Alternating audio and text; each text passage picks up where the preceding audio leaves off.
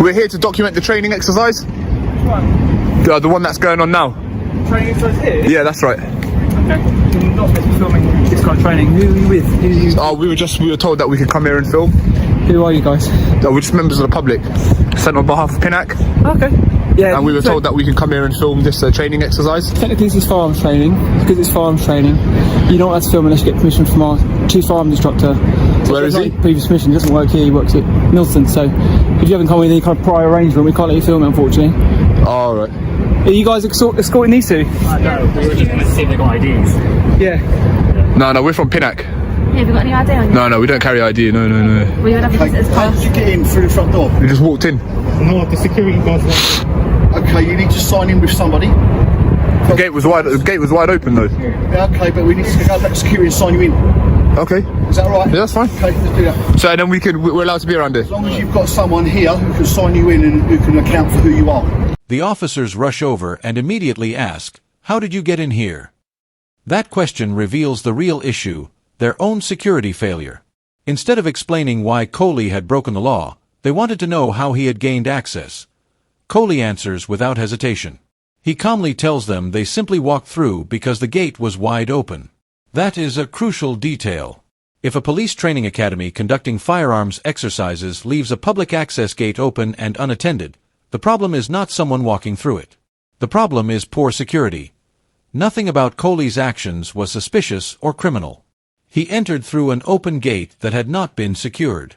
Rather than exposing wrongdoing by Coley, the incident exposed a failure by the academy to properly control access to its own premises. Okay. We're not here for any trouble. We're just here to just want to take some photos and to make a video. That's all. That's all right. But if you can sign in at the front, yeah. Can you sign us in? I can't because I don't know who you are. But it needs to be someone who knows who you are. Okay. Can we go and do that? Please? We've got to go to the front, mate, anyway. Do we? We do, yeah. What, because you say so? Because it's a police building. Yeah, but it's publicly accessible though. Okay, but someone still needs to sign you into the building. Hello. Inspector Towell. Hello. I'm based here. Yeah, okay. Okay, we're arresting both of you at the moment. Arrested us? Yeah. For what? Trespassing. That's a civil matter. Yeah. Section 4. Right. Yeah, the Vagrancy Act 1824. 1824. Premises. It's not enclosed, there's an implied right of You're access. under arrest. Okay. Okay. And I'm under arrest as well. Has anyone here got a pair of handcuffs? Don't need to put us in cuffs, I'll comply. Okay. So Well, if you walk me over to the front of the entrance. You're going to take us into custody now, are you? You are both under arrest, yes. For what? I've just explained to you. When Inspector Tao arrives, he immediately decides to arrest first and ask questions later.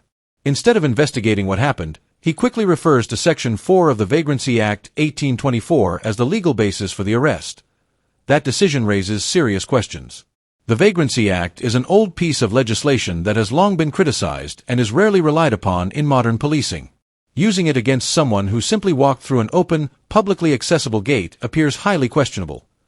Rather than carefully assessing the facts, the inspector relied on an outdated law without properly considering whether it actually applied to the situation. A thorough investigation should always come before an arrest, not after it. What, trespass? I've just We haven't been asked to leave, it's not aggravated trespass. No, you don't need to grab me, get your hand off me. I'm coming, I'm complying. Walk with me, Get please. your hand off me. Get your hand off me. Inspector, I'm complying, you don't need to grab me.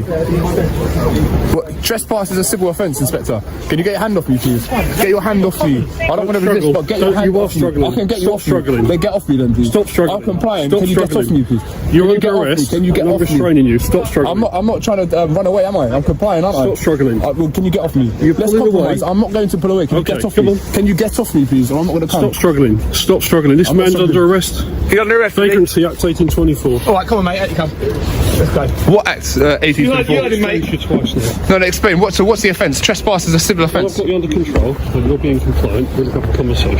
Okay. You could just ask me to leave and I could leave. You're not leaving, are you, mate? Well, I will leave. You haven't asked me to leave. in the first place. Yeah, but there's an implied right of access, so it's not aggravated trespass. Oh, right, whatever, mate. You can talk about No, it's not about whatever, mate. It's not aggravated trespass, is it? I'm not struggling, mate. So I'm not trying to pull away. I'm not. All right, I don't want to break your camera. All right, you're not. I'm not. So let's just... You have to. Coley's explanation was based on a well-known legal principle known as implied right of access in general. Members of the public may enter an open entrance to approach a reception area or make lawful inquiries unless access has clearly been withdrawn through locked gates, barriers, warning signs, or direct instructions. None of those restrictions appeared to exist here. The gate was open, security did not stop them, and nobody instructed them to leave before the arrest took place. When the officer replied, "You shouldn't be here in the first place," he offered an opinion rather than a clear legal explanation. If access had never been withdrawn, simply walking through an open entrance would not automatically justify an arrest. The officer's dismissive response suggested he had no stronger legal argument to support his position. How can you be under arrest for trespassing when you're invited in? You weren't invited. Of course we have. I've got it on camera. That's what I just said. By the security guards, I've got everything on camera. I can stop the camera now and show it to you. Do you know what? Let the inspector do what he's got to do. Yeah. Yeah, but then you can investigate that, and then you can go. But you see, as a police officer, yeah, like, are you not supposed to do the investigation? You've said that we're under arrest for trespassing, not you, the inspector. Because we don't know this. Yeah, but I'm saying. You just under arrest. Excuse me. Yes, yeah, they said I'm under arrest as well. Hang on, man. Thank you very much. You can't stop my recording though. You've been arrested, mate. You're under arrest, mate. Why are you doing this when I'm compliant? So can you just let my arms go so I can walk freely? Why no? Why are you acting like this? What are you trained to be? Taking you out. Like what's all of this about? Situation is you're trespassing. The situation is I've been invited here, which I said I've got on camera. This one is still recording, which I can play back to you, and I'm in handcuffs. Anyway, this will go to my solicitor. You will be in trouble anyway. This moment significantly weakens the officer's version of events. Coley's friend tells them he has video footage showing security allowing them through the gate. If true, that footage could immediately help determine whether any offense had actually occurred. Instead of reviewing this important evidence, one officer replies, "Let the inspector do what he has to do." That response is concerning because police officers have a duty to investigate all relevant evidence, including information that may support a suspect's innocence. When someone offers potentially exculpatory evidence at the scene, officers should carefully examine it before making decisions. Doing so can prevent unnecessary arrests, reduce the use of force, avoid wasting public resources, and protect everyone's legal rights. In this case, the officers chose not to review evidence that may have resolved the situation within minutes. Have a seat down there, buddy. Let's come to some sort of. I'm in cuffs, you know. You've been arrested and you're still recording. Sit down. Section 4 of Vagrancy Act, okay, it's criminal offence, okay, trespassing on enclosed premises. The inspector's just explained it to the other chap, and he's going to come over and explain it to you. Is that your phone or his phone? No, that's my phone. It's this gentleman's. Later in the video, Coley explains what happened after he and his friend were arrested and taken into police custody. We were placed in a van, taken to the big bad Collindale police station where we were kept for about 12 hours before finally being interviewed by PC Heslin, who at the time informed us that we would be further arrested for aggravated trespass.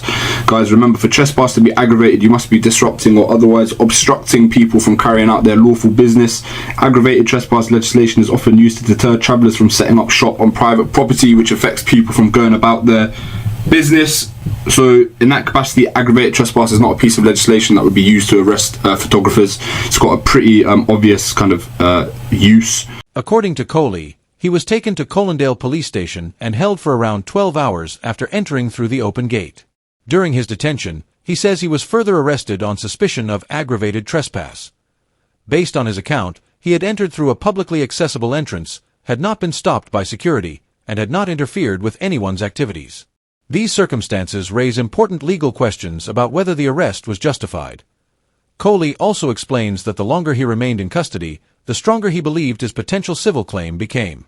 Lengthy detention, if later found to be unlawful, can significantly increase the seriousness of a claim against a police force. BC Heslin even said before the recording started in the interview that this offence was a non-starter and that he was just sent to take the interview. By the expression on his face and his body language, he too agreed that this whole situation was a bit of a show. Like it just seemed like he was just sent to take the interview. But shortly after the interview was complete, we were put back in the cells before being released and given a piece of paper reading refusal to charge. I think this is different to NFA. I think NFA, they can reopen the case if further evidence emerges. Not 100% on that, but that's what I believe.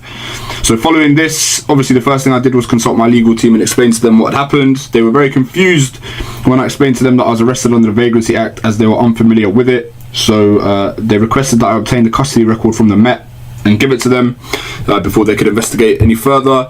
I made the subject access request on the 6th of January asking for a copy of the custody record. They got back to me on Valentine's Day with the custody record, I then forwarded this information to my legal team, who have since filed a letter before claim against the Met Police. And so we wait. But yeah, as soon as I got the custody record, sent it to my solicitors, and boom, like, they were on it. They got it moving straight away. So clearly they see this case as a high prospect of success, because they didn't mess about at all. Yeah, big up my legal team as well.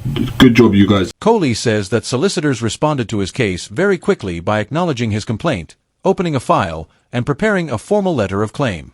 A fast legal response often suggests that lawyers believe a case deserves careful attention. According to Coley's account, the incident involved several serious issues, including the lawfulness of the arrest, the use of an outdated legal power, the lack of a proper investigation, alleged damage to property, and approximately 12 hours in custody. Although Coley has not publicly confirmed the final outcome of any legal claim, the incident raises significant questions about police decision-making. The combination of an open gate, security allowing entry, the failure to review available evidence, and the rapid decision to arrest created a situation that could likely have been avoided through a more careful investigation. For a police training academy, this type of incident is particularly concerning because the public expects the highest standards of professionalism and legal knowledge from those responsible for training future officers. That's all for today's video. If you enjoyed this breakdown, don't forget to like, comment, and subscribe. Your support helps the channel continue producing independent coverage. Also, be sure to check out Coley Burks using the link in the description and show him your support. Thanks for watching, and I'll see you in the next video.